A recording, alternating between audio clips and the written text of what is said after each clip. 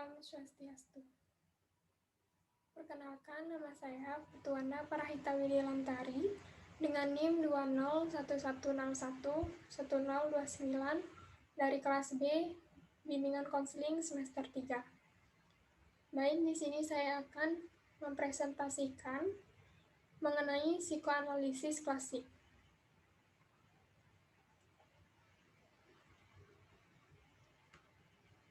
Yang pertama yaitu ada konsep dasar psikoanalisis klasik. Pandangan Freud tentang sifat manusia pada dasarnya bersifat deterministik. Menurut Freud, perilaku kita ditentukan oleh kekuatan irasional, motivasi bawah sadar, dan dorongan biologis, serta instingtual saat ini berkembang melalui tahap psikoseksual utama dalam 6 tahun pertama kehidupan. Naluri adalah pusat pendekatan Freudian. Meskipun awalnya Freud menggunakan istilah libido untuk merujuk pada energi seksual, Freud kemudian memperluasnya untuk mencakup energi dari semua naluri kehidupan. Naluri ini melayani tujuan keberlangsungan hidup individu dan ras manusia. Mereka berorientasi pada pertumbuhan, perkembangan, dan kreativitas. Freud memasukkan semua tindakan yang menyenangkan dalam konsepnya tentang naluri kehidupan. Dia melihat tujuan sebagian besar hidup sebagai mendapatkan kesenangan dan menghindari rasa sakit. Freud juga mengendalikan naluri kematian yang menjelaskan dorongan agresif. Kadang-kadang, orang memanifestasikan melalui perilaku mereka keinginan bawah sadar untuk mati atau menyakiti diri sendiri atau orang lain. Mengelola dorongan agresif ini merupakan tantangan besar bagi umat manusia. Dalam pandangan Freud, dorongan seksual dan agresif merupakan penentu kuat mengapa orang bertindak seperti yang mereka lakukan. Kemudian, beberapa konsep dasar dari psikoanalisis klasik, di antaranya sebagai berikut. Yang pertama, manusia secara esensial bersifat biologis, terlahir dengan dorongan-dorongan instinktif, sehingga perilaku merupakan fungsi yang di dalam ke arah dorongan itu. Yang kedua, manusia bersifat tidak rasional, di mana tidak sosial dan destruktif terhadap dirinya dan orang lain. Libido mendorong manusia ke arah pencarian kesenangan. Yang ketiga, di mana manusia dideterminasi oleh kekuatan-kekuatan irasional, kemudian motivasi tidak sadar, kebutuhan dan dorongan biologis dan naluriah, dan juga oleh peristiwa psikoseksual yang terjadi selama 6 tahun pertama dari kehidupan. Yang keempat, alam sadar. Alam sadar adalah bagian kesadaran yang memiliki fungsi mengingat, menyadari, dan merasakan sesuatu secara sadar. Yang kelima, alam prasadar, yaitu bagian dasar yang menyimpan ide, ingatan, dan perasaan yang berfungsi mengantarkan ide, ingatan, dan perasaan tersebut ke alam sadar jika kita berusaha mengingatnya kembali. Dan yang keenam, alam bawah sadar adalah bagian dari dunia kesadaran yang terbesar dan sebagian besar yang terpenting dari struktur psikis karena segenap pikiran dan perasaan yang dialami sepanjang hidupnya yang tidak dapat disadari lagi akan tersimpan di dalamnya. Selanjutnya, yang kedua yaitu struktur kepribadian. Menurut pandangan psikoanalitik, kepribadian terdiri dari 3 sistem.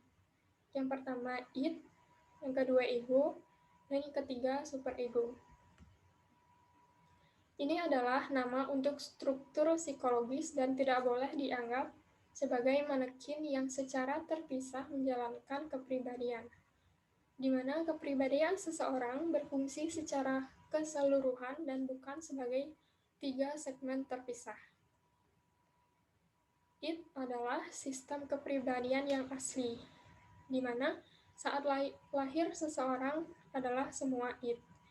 Id adalah sumber utama energi psikis dan tempat kedudukan naluri. Ia tidak memiliki organisasi dan juga menuntut sebuah kuali kegembiraan yang mendidih. Ia tidak bisa mentolerir ketegangan dan berfungsi untuk melepaskan ketegangan dengan segera. Diperintah oleh prinsip kesenangan yang bertujuan untuk mengurangi ketegangan, menghindari stres, menghindari rasa sakit, dan mendapatkan kesenangan.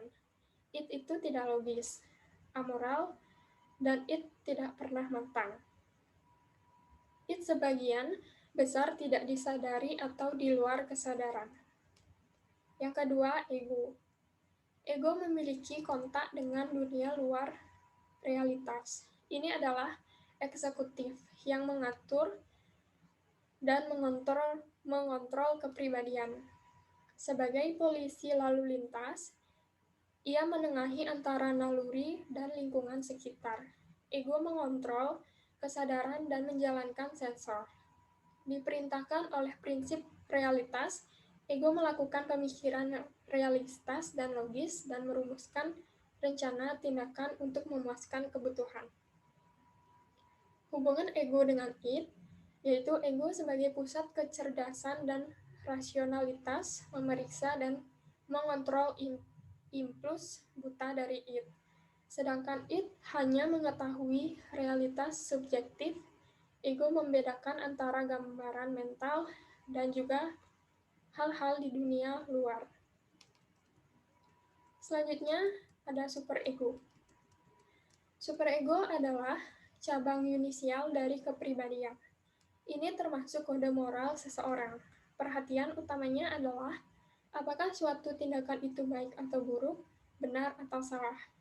Ini mewakili yang ideal daripada yang nyata dan berusaha bukan untuk kesenangan, tetapi untuk kesempurnaan. Superego mewakili nilai-nilai tradisional dan cita-cita masyarakat seperti yang diturunkan dari orang tua kepada anak-anak. Ia berfungsi untuk menghambat impuls-impuls id, membujuk ego untuk menggantikan tujuan-tujuan moralistik dengan tujuan-tujuan realistis, dan mengupayakan kesempurnaan. Superego kemudian sebagai internalisasi standar orang tua dan masyarakat terkait dengan penghargaan dan hukuman psikologis. Hadiahnya adalah perasaan bangga dan cinta diri, sedangkan hukumannya adalah perasaan bersalah dan rendah diri. Selanjutnya yang ketiga, yaitu kesadaran dan ketidaksadaran. Kontribusi terbesar Freud adalah konsepnya tentang ketidaksadaran dan tingkat kesadaran, yang merupakan kunci untuk memahami perilaku dan masalah kepribadian. Ketidaksadaran tidak dapat dipelajari secara langsung, tetapi dapat disimpulkan dari perilaku. Bukti bagi Freud, kesadaran adalah irisan tipis dari keseluruhan pikiran. Alam bawah sadar menyimpan semua pengalaman, ingatan, dan materi yang ditekan. Sebagian besar fungsi psikologis ada di alam di luar kesadaran. Karena itu, tujuan dari terapi psikoanalitik ini adalah untuk membuat motif-motif yang tidak disadari menjadi sadar. Karena hanya dengan begitu, pilihan latihan individu dapat dilakukan. Memahami peran ketidaksadaran sangat penting untuk memahami esensi model perilaku psikoanalitik. Proses bawah sadar adalah akar dari semua bentuk gejala dan perilaku neurotik. Dari perspektif ini, penyembuhan didasarkan pada pengungkapan maknanya gejala, penyebab perilaku, dan bahan yang ditekan yang mengganggu fungsi sehat. Perlu dicatat Bagaimanapun bahwa wawasan intelektual saja tidak menyelesaikan gejala. Kebutuhan klien untuk berpegang teguh pada pola lama atau pengulangan harus dihadapi dengan bekerja melalui distorsi transferensi.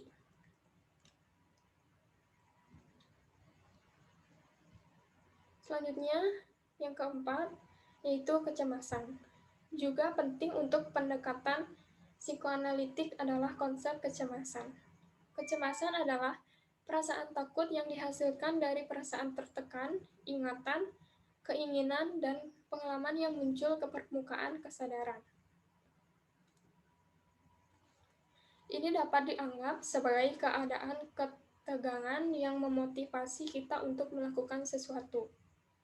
Ini berkembang dari konflik antara id, ego, dan superego atas kendali energi psikis yang tersedia. Fungsi kecemasan adalah untuk memperingatkan bahaya yang akan datang. Ada 3 jenis kecemasan. Yang pertama, realitas. Yang kedua, neurotik. Dan yang terakhir, moral. Kecemasan realitas adalah ketakutan akan budaya dari dunia luar, dan tingkat kecemasan tersebut sebanding dengan tingkat ancaman nyata. Kecemasan neurotik dan moral ditimbulkan oleh ancaman terhadap keseimbangan kekuatan dalam diri orang tersebut. Mereka memberi isyarat kepada bahwa kecuali tindakan yang tepat diambil, bahaya dapat meningkatkan ego sampai ego ditumbangkan. Kecemasan neurotik adalah ketakutan bahwa naluri akan keluar dari kendali dan menyebabkan seseorang melakukan sesuatu yang akan dihukum. Dan kecemasan moral adalah ketakutan akan hati nurani sendiri. Orang yang dengan hati nurani yang berkembang dengan baik cenderung merasa bersalah ketika mereka melakukan sesuatu yang bertentangan dengan kode moral mereka. Selanjutnya, yang kelima, yaitu mekanisme pertahanan ego. Mekanisme pertahanan ego membantu individu mengatasi kecemasan dan mencegah ego menjadi kewalahan. Alih-alih menjadi patologis, pertahanan ego adalah perilaku normal yang dapat memiliki nilai adaptif asalkan tidak menjadi gaya hidup yang memungkinkan individu untuk menghadapi kenyataan.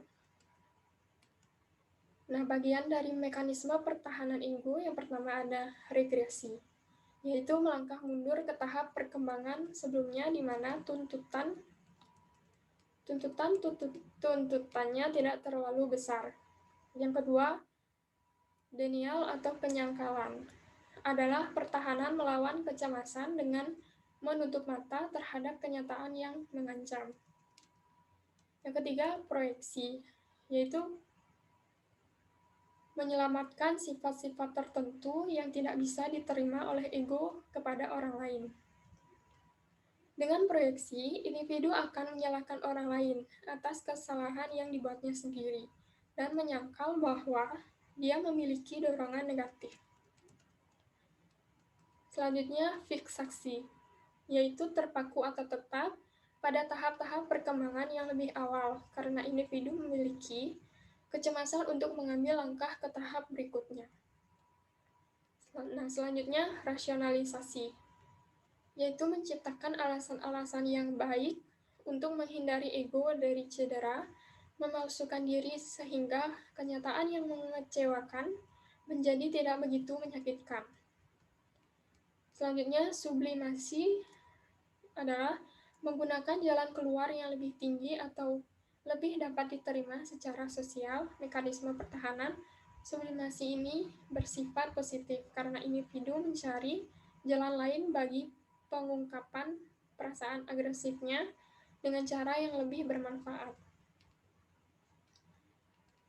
Selanjutnya, displacement adalah mengarahkan energi kepada objek atau orang lain ketika objek asal tidak terjangkau. Selanjutnya, represi adalah melupakan peristiwa traumatis yang bisa membangkitkan kecemasan dengan menekankan ke alam bawah sadar sehingga tidak lagi menjadi hal-hal yang menyakitkan.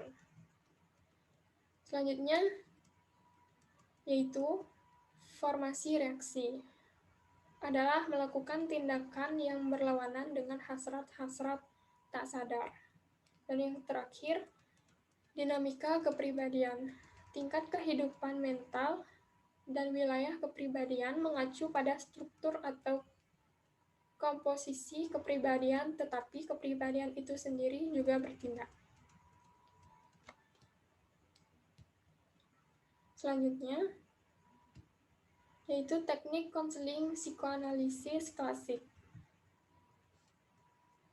Yang pertama, ada teknik asosiasi bebas.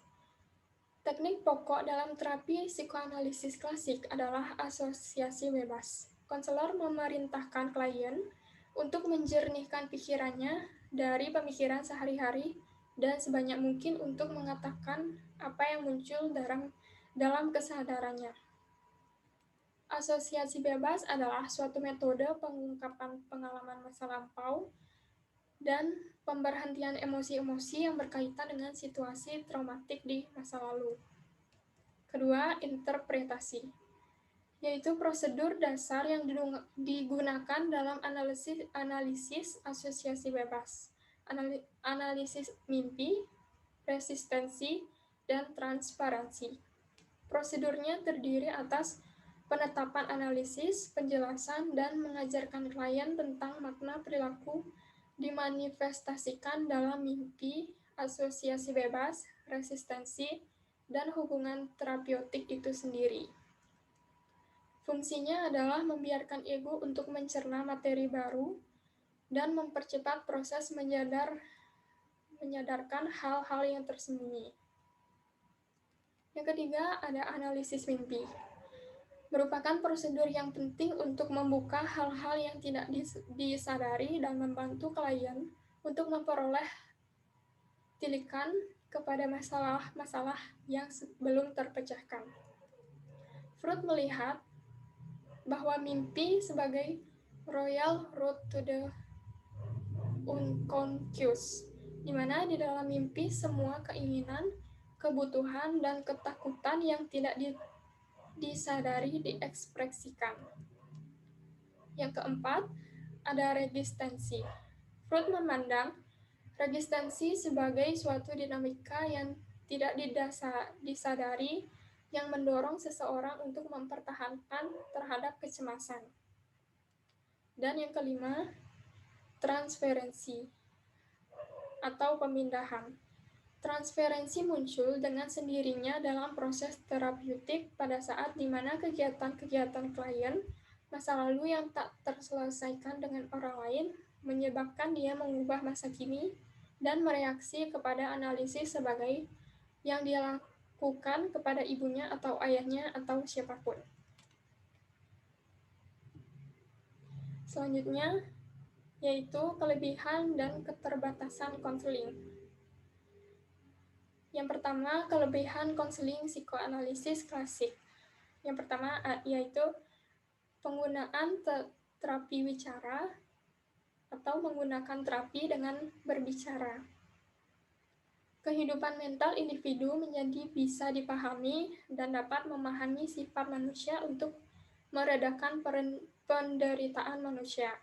Yang ketiga, pendekatan ini dapat mengatasi kecemasan melalui analisis atas mimpi-mimpi, resistensi, dan transferensi. Dan yang keempat, pendekatan ini memberikan kepada konselor suatu kerangka konseptual untuk melihat tingkah laku. Selanjutnya adalah kelemahan konseling psikoanalisis klasik. Yang pertama, ada pandangan yang terlalu deterministik, dinilai terlalu merendahkan martabat kemanusiaan. Yang kedua, terlalu banyak menekankan kepada masa kanak-kanak dan menganggap kehidupan seolah-olah ditentukan oleh masa lalu. Dan yang terakhir, cenderung meminimalkan rasionalitas. Baik, sekian yang dapat saya sampaikan mengenai konseling psikoanalisis klasik. Apabila ada kesalahan kata, saya mohon maaf. Saya tutup dengan Paramasanti. Om Santi, Santi, Santi, Om.